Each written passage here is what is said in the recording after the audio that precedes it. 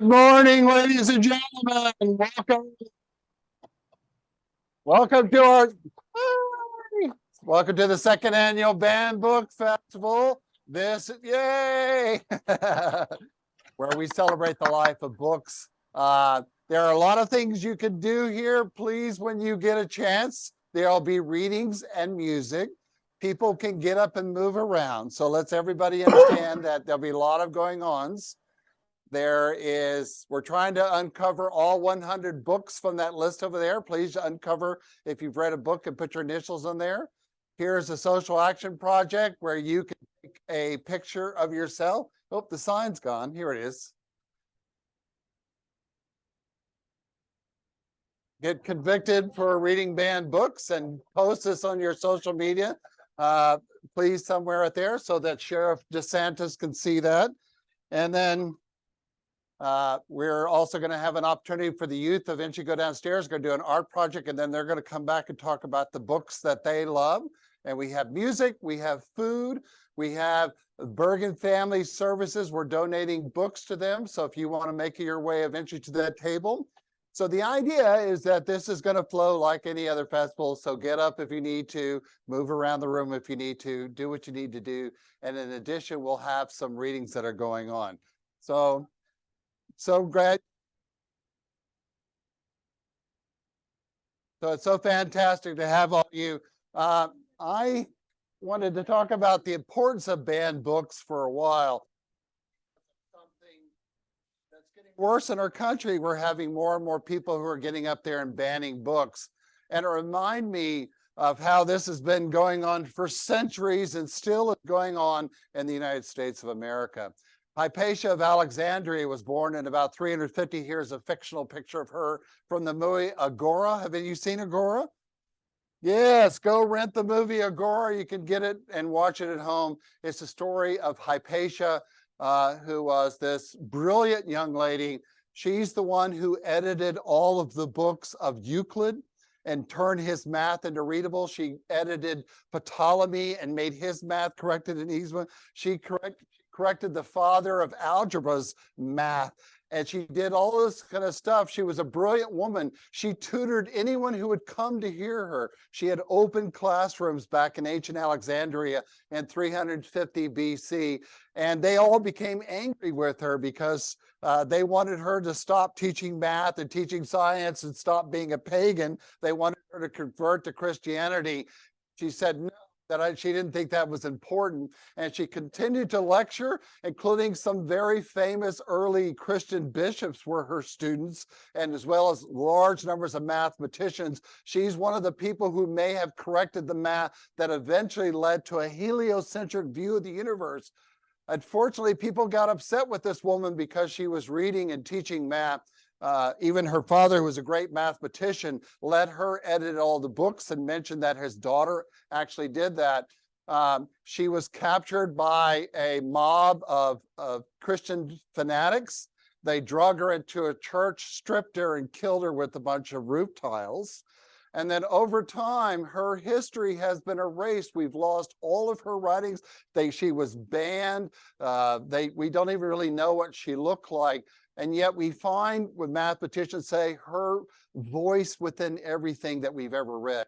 And that's the challenge that we have throughout history of women's voices being removed, people who are not in the favored religion being removed. In fact, the Catholic Church went so far to call her a Christian martyr, even though she was a pagan, and said it was actually a mob of pagans who killed her, and changed the entire history of it for many years under a saint called Saint Catherine, which was not even true. So this is what typically has. We remove the voices of other people, of women, we remove a difference of people, and we continue to do that day. And we are a people who read. We are a people of books. We are people who are moved by ideas, even those we disagree with. We are not afraid, nor are we challenged by them, but we find a place to find them into our own. So we come here in this room and because we have a rise in book bannings across the United States, even in Teaneck, people are going into the local library and ghosting books, which means they take a book and throw it in the garbage or hide it or remove it from the library so other people cannot read it. And this has to come to a stop. Your ideas should never be so weak that you feel challenged by someone else's ideas. If so, your ideas are garbage anyway, because they're not strong enough to stand up for close evaluation. That's why we do this. We come together and we think about the importance of books and things like that. Hypatia, we don't know exactly what all she said in history, but the one thing we think she did say is reserve your right. Even to think wrongly is better than not to think at all. So go watch the Amora Agora. Welcome to those online. Thanks for all the people who came out today. And we're going to have our opening piece of music from Joelle. There we go.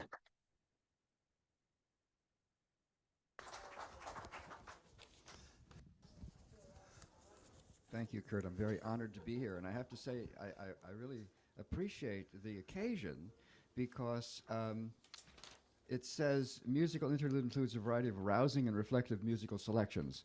But given the limited time, I'm going to play you a piece that I hope is both rousing and reflective. All right. And because of this occasion, I've found what I believe is the true title of this piece. I used to call it something else, but now I'm going to call it Dangerous Knowledge.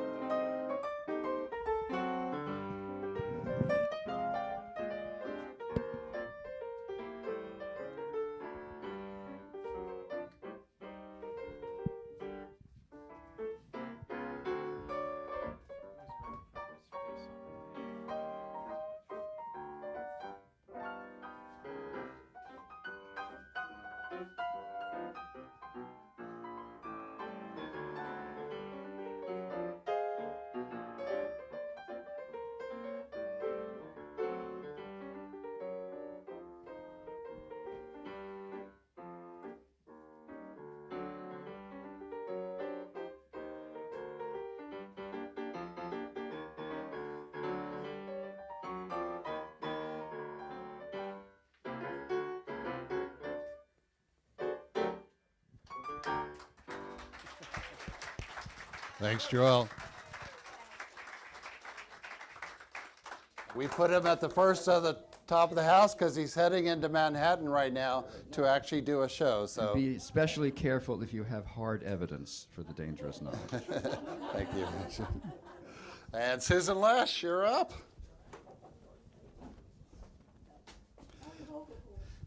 And then you'll be doing music with Susan in a second. Is that now? No, not her reading. take the big chair. Take the big chair. Yeah.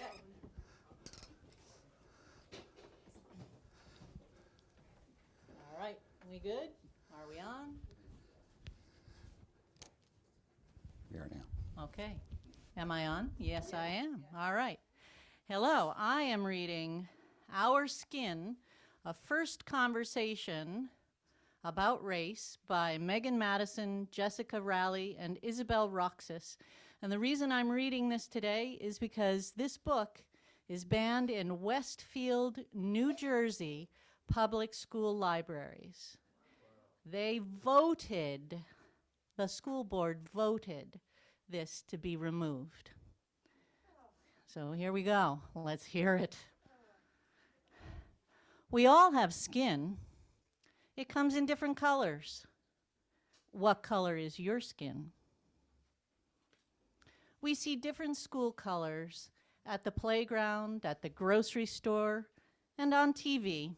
What colors do you see? Our friends have different different skin tones. So do the people in our families. What about your family? Our skin is beautiful, strong, and important just the way it is. What do you love about your skin? We get our color from something smart inside our bodies called melatonin that protects our skin from the sun. You have melatonin too. We all do. Everybody has just the right amount for them. The darker your skin, the more melatonin you have. The lighter your skin, the less melatonin you have. Melatonin makes our skin many beautiful shades from dark to light. What do you call your unique skin color? We may use color words to describe people, like black and white. Sometimes we say people of color to talk about all the groups of people who aren't white. Our world has so many different groups of people, so there are lots of words we use. What groups do you belong to? Black, Indigenous, Asian, white, Arab, Pacific Islander, African American, Latinx, biracial, and so many more. Skin color can't tell you much about what people are like, what they know, what foods they think are yummy, what their favorite books are, or even where they were born. Just by looking at someone, we can't tell who they are on the inside, but sometimes people try anyway. A long time ago, way before you were born, a group of white people made up an idea called race. They sorted people by skin color and said that white people were better, smarter, prettier, and that they deserve more than everybody else. That isn't true or fair at all, but it's a story that's been told for a very long time. When people believe this untrue story about race, that's called racism. Racism is also the things people do and the unfair rules they make about race so that white people get more power and are treated better than everybody else. Racism happens in lots of big and small ways. It's all around us, even if we don't always notice it. Racism can be a rule, like if somebody says only friends with white skin can play. Racism can be an idea, like thinking princesses only have blonde hair. Racism can be a way we've done things for a long time, like how there aren't as many books written about people of color. Racism can be on purpose, like calling a person of color a mean name because of their skin color. Racism can be my mistake, like if the same friend always has to play the bad guy. Racism hurts and is always unfair. That's why it's important to talk about it and do our part to make things better. All the time, even right now, people are working for racial justice by telling the truth and sharing feelings, by treating people the way they want to be treated, by bravely saying, "That's not right," by marching in protest, by singing songs that bring us together, by changing unfair rules, by teaching, helping, learning, and listening. We can do it too. And then there's a whole how to have a conversation with your children about race. All right.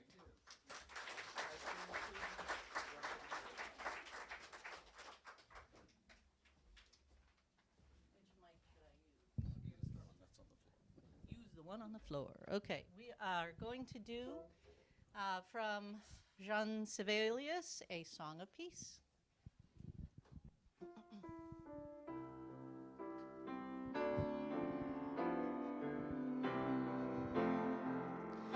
This is my song, a song of all the nations, a song of peace for lands afar and mine. This is my home, the country where my heart is. This is my hope, my dream, my shrine. But other hearts in other lands are beating with hopes and dreams the same as mine.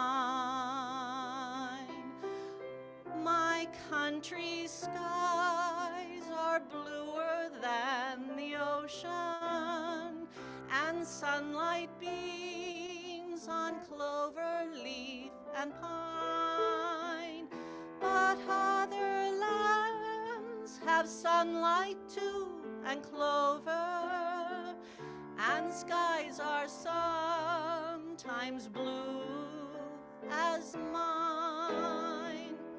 Oh, hear my song, a song of all the nations, a song of peace for their land and mine.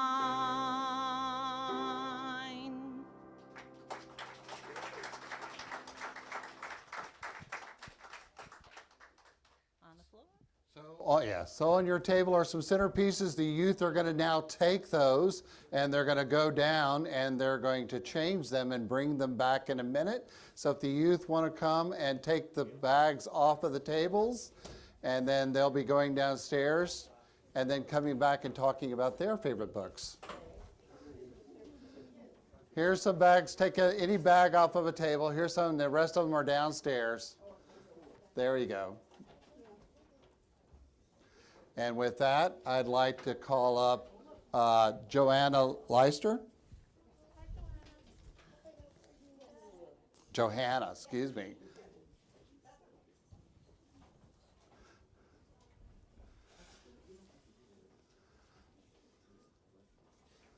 Welcome. The chair of honor. Yes. Queen for a day. There you go. Oh, good morning. This is an excerpt from Brokeback Mountain, which was written by Annie Proulx. And it's about two sheep herders, actually. They have part-time transient work, all they could get, beginning in 1963. And they're not yet 20 years old when they start. And this goes off and on, this experience, for about 20 years. So these are some thoughts about towards the end of the story. Right. And the two fellows are Jack and Ennis.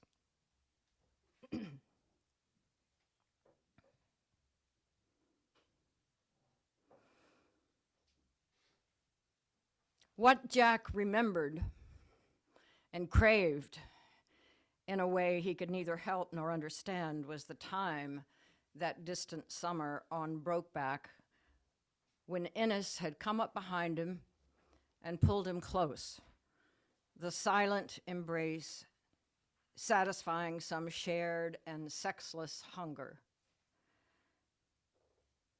They had stood that way for a long time in front of the fire, its burning, tossing, ruddy chunks of light, the shadow of their bodies a single column against the rock. The minutes ticked by from the round watch in Innes's pocket, from the sticks and the fire settling into coals. Stars bit through the wavy heat layers above the fire. Innes's breath came slow and quiet. He hummed, rocked a little in the sparklight. And Jack leaned against the steady heartbeat, the vibrations of the humming like faint electricity. And standing, he fell into a sleep that was not sleep, but something else, drowsy and tranced, until Innes, dredging up a rusty but still usable phrase from the childhood time before his mother died, said, "Time to hit the hay, cowboy. I gotta go. Come on. You're sleeping on your feet like a horse." And he gave Jack a shake, a push, and went off into the darkness. Jack heard his spurs tremble as he mounted. The words, "See you tomorrow," and the horse's shuddering snort, grind of hoof on stone. Later, that dozy embrace solidified in his memory as the single moment of artless, charmed happiness in their separate and difficult lives. Nothing marred it. Even the knowledge that innocent Innes would not then embrace him face to face, because he did not want to see or feel that it was Jack he held. And maybe, Jack thought, they never got much farther than that. Let be, let be. Innes didn't know about the accident for months until his postcard to Jack came back stamped deceased. He called Jack's number in Childress, something he had done only once before when Alma divorced him, and Jack had misunderstood the reason for the call, had driven 1,200 miles north for nothing. This would be all right. Jack would answer, had to answer, but he did not. It was Lorene, and she said, "Who? Who is this?" And when he told her again, she said in a level voice, "Yes, Jack was pumping up a flat on the truck out on a back road, and the tire blew up. And the force of the explosion slammed the rim into his face, broke his nose and jaw, and knocked him unconscious on his back. By the time somebody came along, he had drowned in his own blood." No, he thought, they had got him with the tire iron. "Jack used to mention you," she said. "You're the fishing buddy, or the hunting buddy, I know that. Would have let you know, but I wasn't sure your name of an address." Jack kept most of his friends' addresses in his head. It was a terrible thing. He was only 39 years old. The huge sadness of the northern plains rolled down on him. He didn't know which way it was, the tire iron or a real accident. Blood choking down Jack's throat and nobody to turn him over. Under the wind drone, he heard steel slamming off bone, the hollow chatter of a settling tire rim. He buried down there? He wanted to curse her for letting Jack die on the dirt road. The little Texas voice came slip-sliding down the wire. "We put a stone up. He used to say he wanted to be cremated. Ashes scattered on Brokeback Mountain. I didn't know where that was, so he was cremated like he wanted. And like I say, half his ashes was interred here. The rest I sent up to his folks. I thought Brokeback Mountain was around where he grew up, but knowing Jack, it might be some pretend place where the bluebirds sing and there's a whiskey spring. We herded sheep on Brokeback one summer," said Innes. He could hardly speak.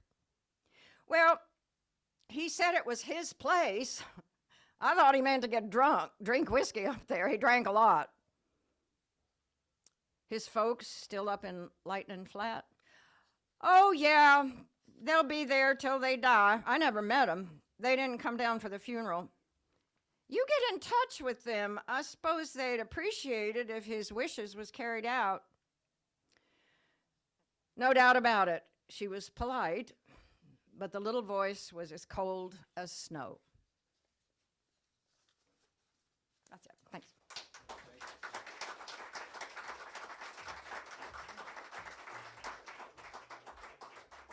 Melinda, are you here yet? He said he's going to run late, so we're going to call up Jim and Ginger.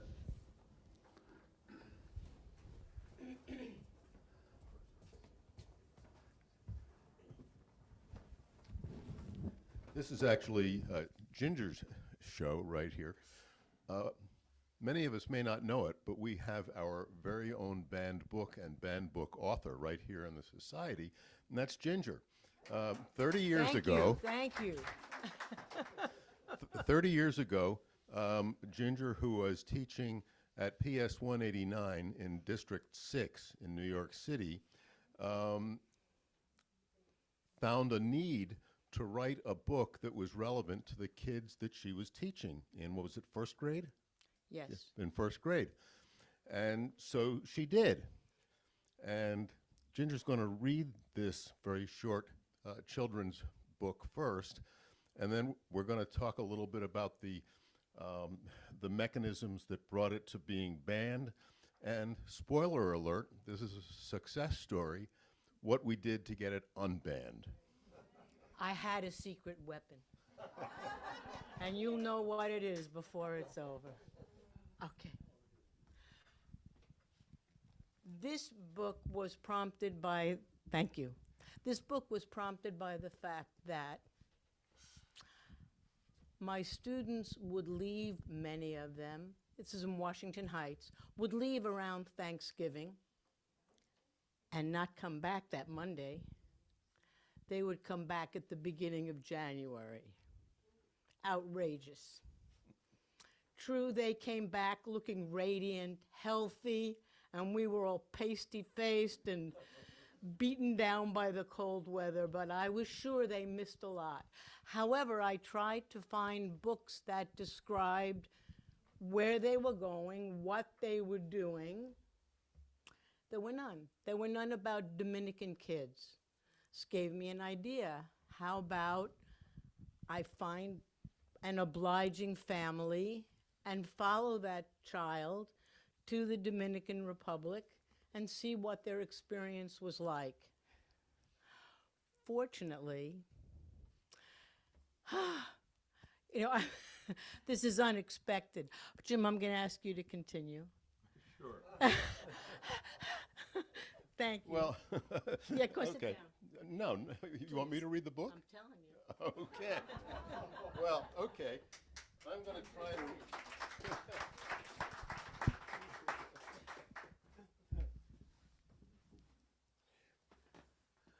I'm going to try to read the book in Ginger's voice. I don't know how successful it's going to be, but Correct you if you make a mistake. okay.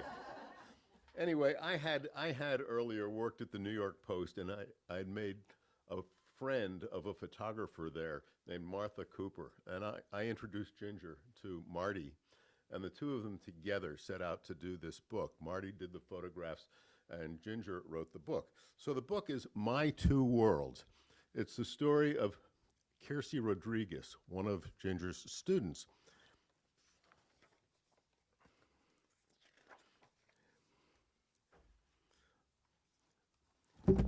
This is Kiersey, right here. Hola, I'm Kiersey Rodriguez. My big sister Wendy and I are going to the Dominican Republic for Christmas. That's where the rest of my family is from. I'm the only one born here. We all speak Spanish at home and English whenever we need to. I wish we could all go to Puerto Plata together. My mother and my stepfather, Carmelo, are busy with their jobs, and my brother, Cesar, has too much studying to do for college. From my grandparents' house, I can run right down to the beach. I'm so excited.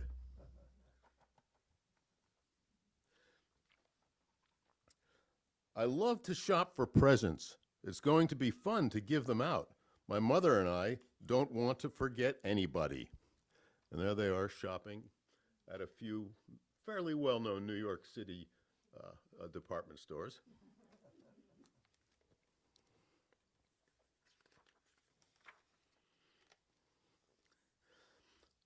On the last day of school, On the last day of school, we had a great party, and I'm going to have my birthday party next week in Puerto Plata. I'll be 8 years old. School's out. Goodbye, everybody. See you next year. Puerto Plata, here I come.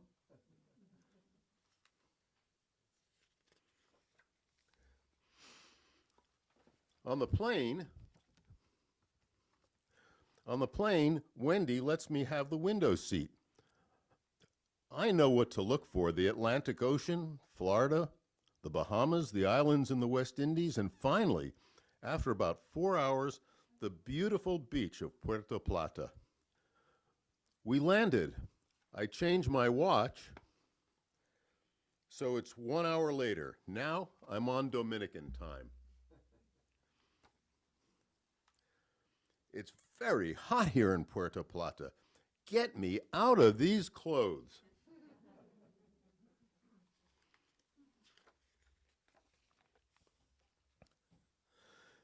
It's great to be back. My grandpa built this house himself when he and Grandma got married. They've lived here for 50 years. Everyone remembers me and is so friendly.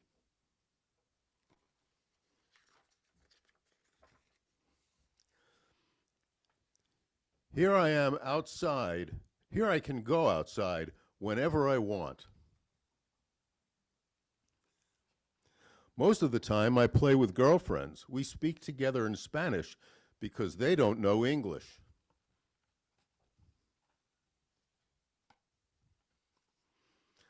The neighborhood boys love to show off for us.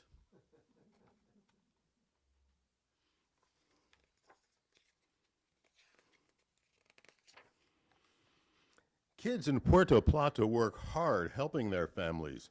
They bring home wood for cooking. They scrub the streets and carry water for drinking and washing. Lots of kids go barefoot.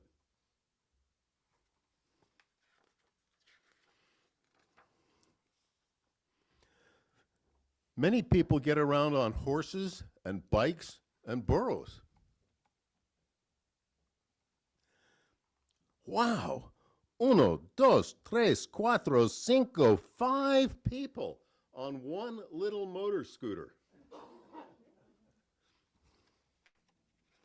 It's the way to go. My friend Jose helps out at the fire station. He's got a cute new puppy named Bomberito. That means little fireman. I wish I could take him back to New York, but he probably wouldn't like being a city dog. I like all the animals here. The rooster crowing outside my window wakes me up every morning. The little house lizards eat up lots of mosquitoes. But can you imagine house lizards in New York?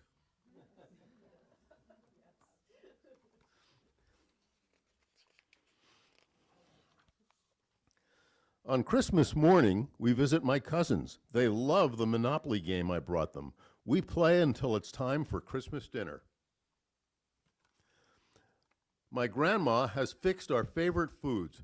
We stuff ourselves with quibe, pasteles, and delicious thick slices of homemade bread. The most fun comes after dinner when we go outside to dance in the street at night. Tomorrow, there they are dancing in the street at night. Tomorrow, we'll go to Sosua. It's the most beautiful beach in the world.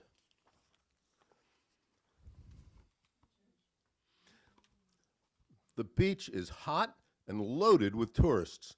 There are so many things to buy. We spend almost all our pesos to have our hair beaded and braided, but it's worth it. A visiting Italian family made a sand Ferrari and let me drive it.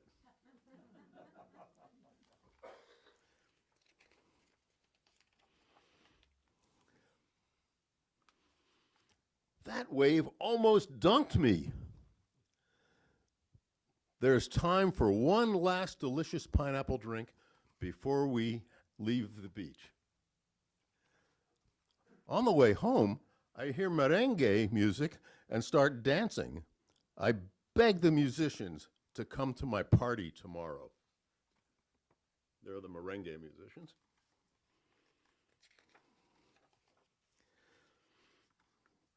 Today is my birthday. I'm 8 years old. Everyone comes to my party, even the beach musicians. We dance and dance. Oh, what a merengue.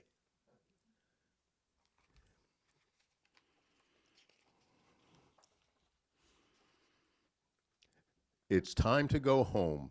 It makes me sad to say goodbye.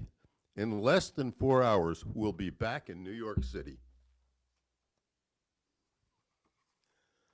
Mom, I'm so glad to see you. Oh, Carmelo. Next time, let's all go together.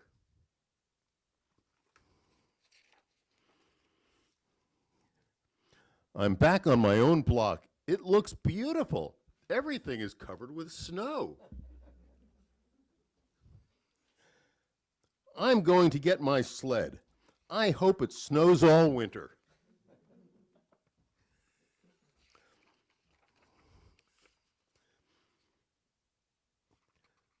Sometimes I wonder if I'd rather live in the Dominican Republic instead of New York City.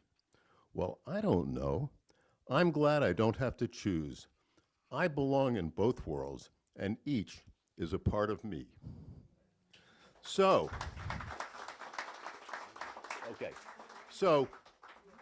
there was an organization in New York City called the Dominican Heritage Committee, which took one look at this book and said, this book shows Dominicans in a terrible light. It has to be banned. And it forced the withdrawal of this book from every single library in every single school throughout the district. And it forced the cancellation of a reading of this book at a local library. What to do about it? There are things you can do about it when a book is banned, and it pays to speak up and it pays to make a royal pain of yourself. There's an organization called PEN, which is a kind of a union of writers, and they have lots of tips. Give them a call if you experience a book banning. When this book was banned, the publisher, instead of standing up for the book, said, "Oh, Ginger, I'm so sorry this happened to you." And so it was sort of up to us. And as a freshly minted middle-aged lawyer, I decided to stretch my legal muscles, and I filed requests for interrogatories, for information on the process by which the book was banned, and I just kept asking more and more and more, and also I used my journalistic connections, and I told the story to Anna Quinlan, who at the time was a columnist for the New York Times, and she wrote a column about it. We contacted New York City's then only Dominican New York City Council member, a guy by the name of Guillermo Linares, and he said, "That's crazy. These are my people. This is how I grew up." And finally, the district, just faced with ever-increasing demands for records and paper, threw in the towel and said, okay, and they unbanned it, and the library talk was held, and that's the success story of how a banned book became unbanned.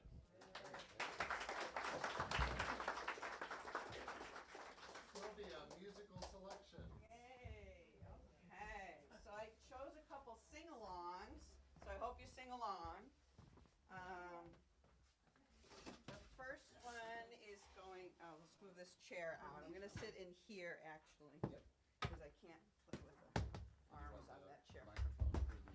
So I'm sure that you know the first song pretty well. Actually, you know both of these songs, I'm quite sure. So let's hand out some sing-along papers to folks who would like to sing along. The first is a Graham Nash song, Teach Your Children. And the next is, I'd like to teach the world to sing. Right? You know those. Okay. Oh, you know what? I need one copy of each. I'm sorry. I'm so sorry. Let me take that back from you. Okay, and I need a music stand.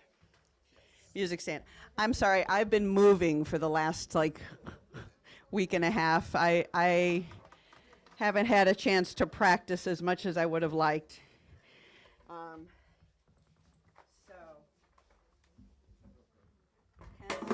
hence I need the music. All right. I'll leave my guitar case open in case you want to throw in a quarter.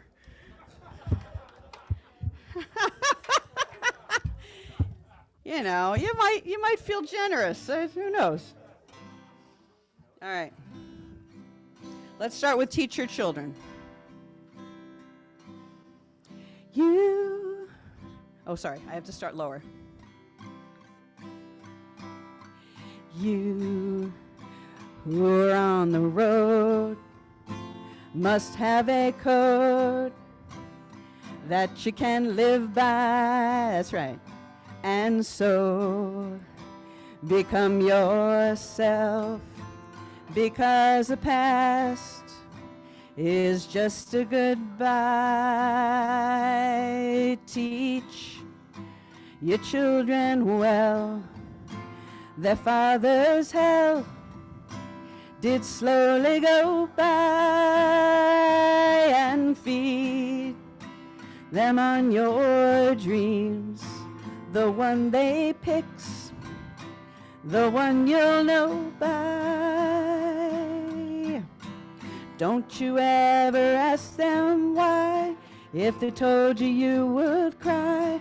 So just look at them and sigh, and know they love you. And you of tender years can't know the fears that your elders grew by, and so please help them with your youth. They see the truth before they can die. Teach your parents well. The children's hell did slowly go by, and teach them on, feed them on your dreams. The one they picked, the one you'll know by. Don't you ever ask them why. If they told you, you would cry. So just look at them and sigh, and know they love you, and know they love you. All right. Thank you. Thank you for joining in there. I need that help. That's great. Thank you. All right, let me get my capo on. All right. So this one you'll recognize from a commercial. But really, it's a lovely song. It's a lovely song, and it has a great message, and I like this song very much. Let's start with the chorus. I'd like to build the world a home and furnish it with love. Grow apple trees and honey bees and snow white turtle doves. I'd like to teach the world to sing in perfect harmony. I'd like to hold it in my arms and keep it company. I'd like to see the world for once all standing hand in hand, and hear them echo through the hills for peace throughout the land. That's the song I hear. Let the world sing today, a song of peace that echoes on and never goes away. I'd like to see the world for once, all standing hand in hand, and hear them echo through the hills for peace throughout the land. That's the song I hear. Let the world sing today, a song of peace that echoes on and never goes away. I'd like to teach the world to sing in perfect harmony, a song of peace that echoes on and never goes away. All right. Thank you all for joining in.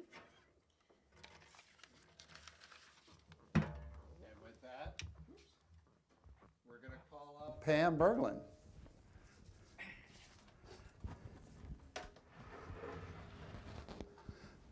Thank you, sir. Thank you. This mic can be turned down over here.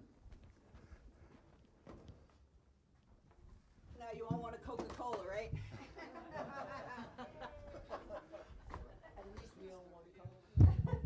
The song was before Coca-Cola, okay? That's us, yeah. Yeah.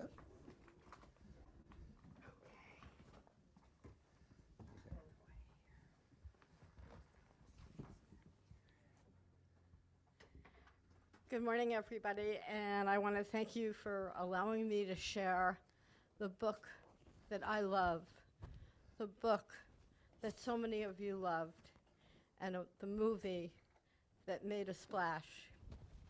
And the name of the book was To Kill a Mockingbird.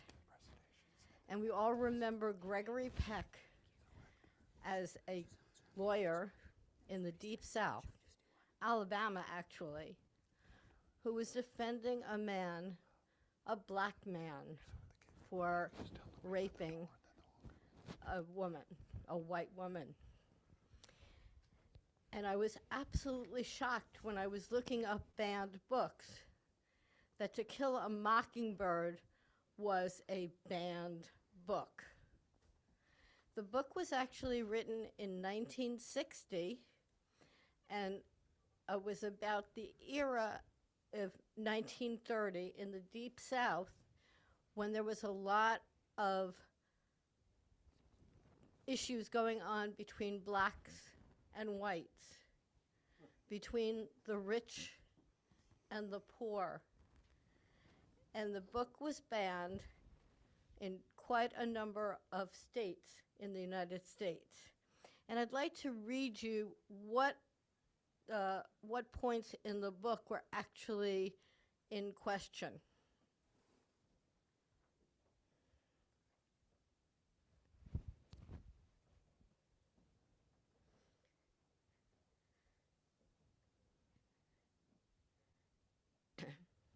What exactly is an end lover?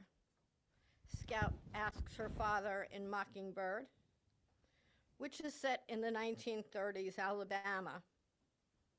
And his response is, "It's hard to explain," replies the father, a lawyer who spends much of the book defending a black man falsely accused of rape. Ignorant, trashy people use it when they think somebody's favoring Negroes over and above themselves, he tells Scout. It slipped into usage with some people, like ourselves, when they want a common, ugly term to label somebody. The N-word appears nearly 50 other times throughout Mockingbird, almost always in dialogue. The novel won its author a Pulitzer Prize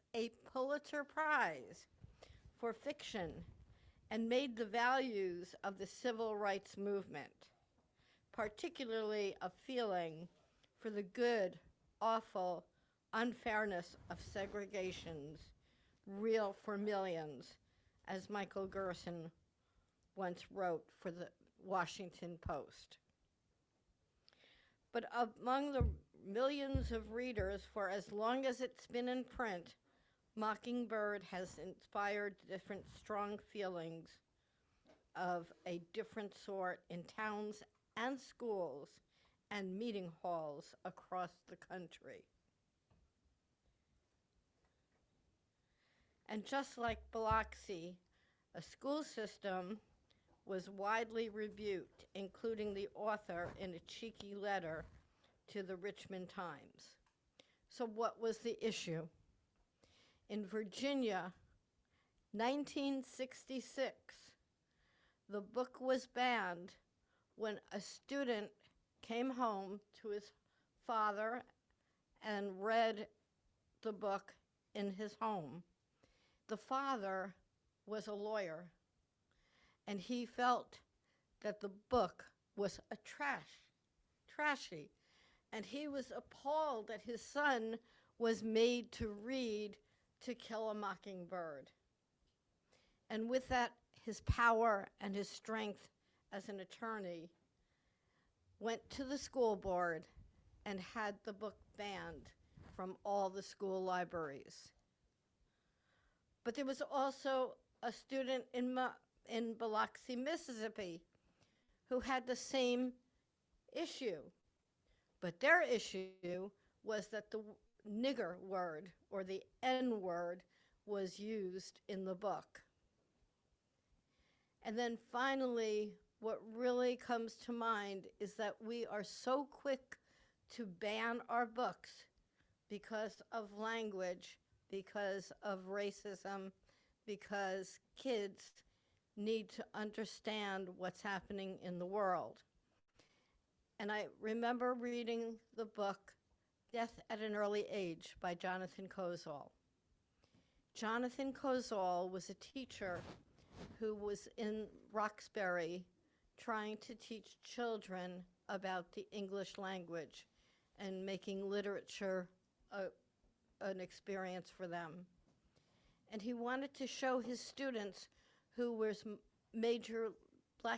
mostly black students, that their writings were just as important as white. And again, a child came home, read the books, read the works, and a parent said, "How dare you allow my son to read about black people? We have to stop. We've got to stop the racism because it hurts." And To Kill a Mockingbird is a beautiful, well-written book and should have never been banned. Thank you. Thank you, Pamela. Okay. And with that, we're going to have the youth come up, and they're going to tell you what they've done with and something about their favorite books.